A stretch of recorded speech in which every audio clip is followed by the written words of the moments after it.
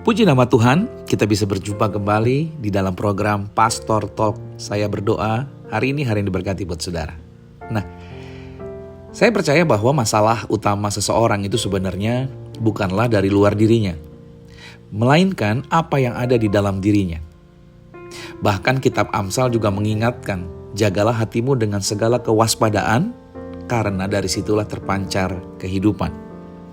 Jadi hati itu penting, apa yang ada di dalam itu yang akan mempengaruhi keluar.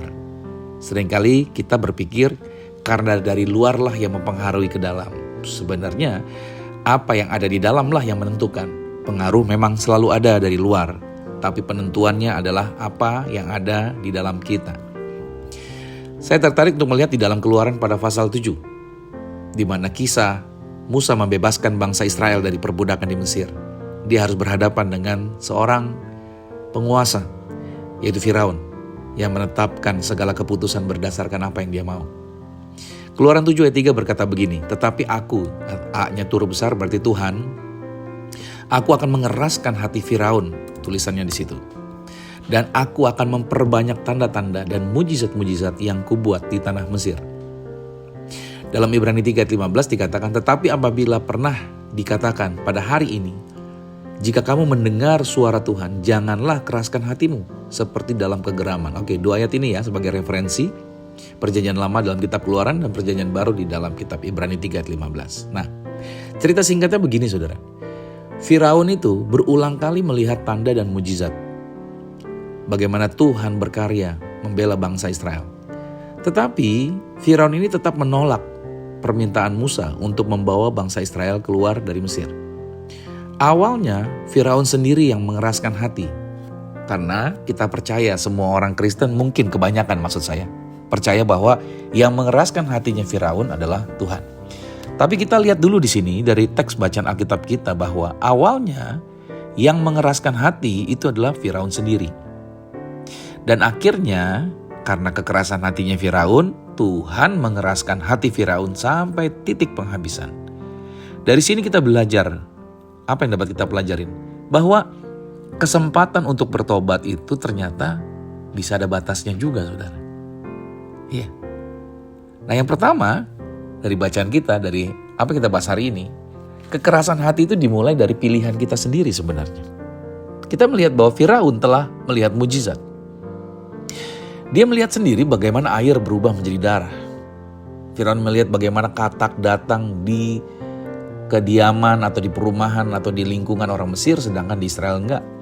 Dia melihat bagaimana tulah belalang terjadi, bagaimana kegelapan terjadi, sedangkan di Goshen, tempat orang-orang Yahudi tinggal, mereka tidak mengalami kegelapan, cuma di Mesir yang mengalami, seluruh Mesir yang mengalami kegelapan, Goshen tidak.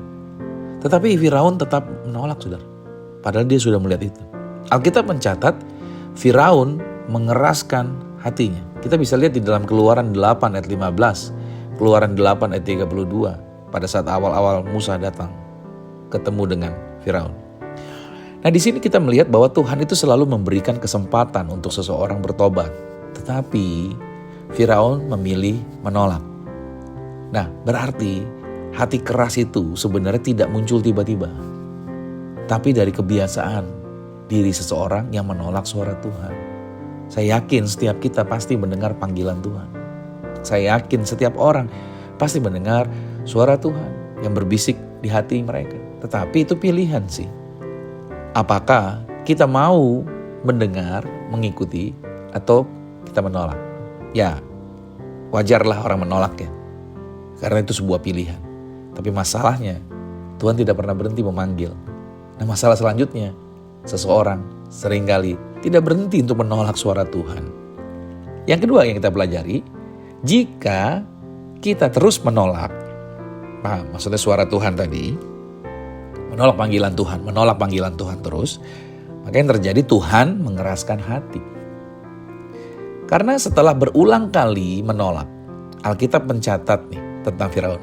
Tuhan mengeraskan hati Firaun di dalam Keluaran 9 ayat 12, Keluaran 10 ayat 1. Jadi saudara jangan pikir Tuhan yang mengeraskan hati Firaun di awal. Tapi karena Firaun terus-menerus menolak, ya udah, akhirnya Tuhan mengeraskan hatinya Firaun. Artinya begini, Tuhan menyerahkan Firaun kepada pilihannya. Hati-hati, Tuhan bisa menyerahkan pilihan kepada pilihan kita. Tuhan menyerahkan Firaun. Firaun sepenuhnya diserahkan kepada pilihannya Firaun sendiri. Sebagai bentuk daripada penghakiman. Kita bisa melihat di perjanjian baru bagaimana orang-orang berdosa yang terus memilih untuk jatuh dalam dosa. Memilih dalam hidupnya tentang amoralitas dan lain sebagainya. Roma 1 ayat 24-28, baca baik-baik di situ. Akhirnya Tuhan menyerahkan kepada hawa nafsu mereka sendiri. Tuhan berkali-kali panggil untuk bertobat, tapi merekanya tetap ada di area itu. Ya udah, Tuhan serahkan kepada hawa nafsu mereka. Ini adalah titik tanpa jalan kembali. Pahami baik-baik nih. Ini adalah titik tanpa jalan kembali.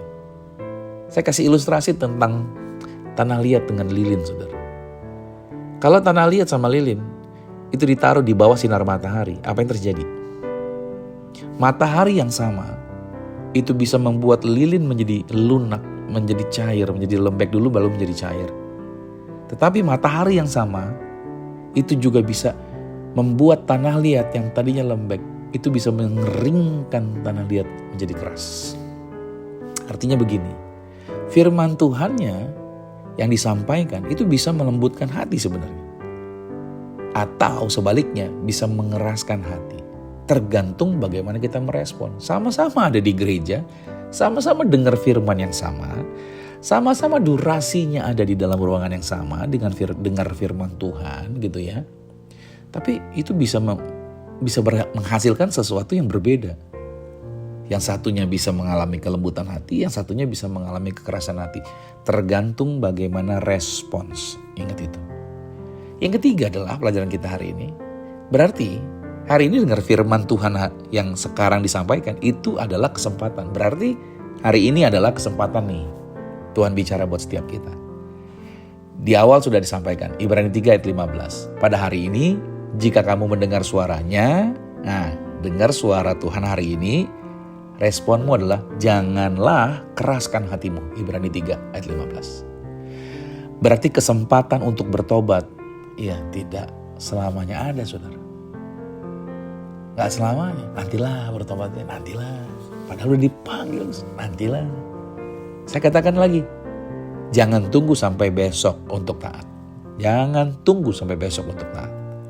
Kalau hari ini dengar, saat Roh Kudus menegur kita, ambil langkah, responi segera. Jangan tunda lagi. Saat ada kesempatan untuk memperbaiki hubungan, lakukan. Saat ada kesempatan untuk mengampuni, lakukan. Saat ada kesempatan untuk kembali sama Tuhan, lakukan hari ini. Percuma kita memperbaiki hubungan sama seseorang yang udah meninggal. Udah gak ada mau posting apapun. Aku kangen, minta maaf dulu, melukai dan lain sebagainya. Udah meninggal orangnya. Udah gak ada kesempatan lagi. Mau mengampuni, masih hidup orangnya. Ayo ampuni. Kalau saudara mau memperbaiki hubungan, dilakukan pada saat masih ada orangnya. Udah gak ada percuma. Hanya air mata, hanya penyesalan, dan lain sebagainya. Nah satu lagi, kalau sekarang waktunya kembali sama Tuhan, ayo masih ada nafas di dalam diri kita, ayo kembali sama Tuhan. Ayo bertobat. Ayo bebaskan dirimu, lepaskan keluar dari hidup yang lama. Kembali sama Tuhan. Kapan? Hari ini. Hari ini. Alkitab mengatakan bukan nanti, hari ini. Nah, berarti kita belajar hari ini. Firaun adalah contoh peringatan keras. Itu contoh sederhana dari Firaun. Hati yang terus mengeraskan hati tersebut. Maka ketika orang itu mengeraskan hati terus-menerus, akhirnya apa? Akhirnya orang itu ditinggalkan Tuhan. Karena pilihan orang itu sendiri yang tidak mau Tuhan untuk memulihkan keadaannya. Tetapi bagi yang mau membuka hati hari ini, Tuhan masih sanggup melunakkan, melembutkan hatimu, mengubahkan. Bahkan Tuhan sanggup memakai kehidupan kita. Jangan pernah berpikir, saya sudah rusak, saya sudah gagal, saya sudah hitam, saya sudah tidak punya lagi apa-apa yang bisa untuk datang sama Tuhan. Tuhan tidak terima saya. Kata siapa? Selama kamu masih bernafas dan selama kamu mau dan hari ini mengambil keputusan, Tuhan bisa bikin perubahan yang luar biasa. Dan Tuhan bisa pakai hidupmu secara extraordinary. Tuhan akan pakai dengan luar biasa. Bahkan orang akan berkata, wow, kenapa kamu bisa berubah sedemikian rupa? Itu pekerjaan siapa?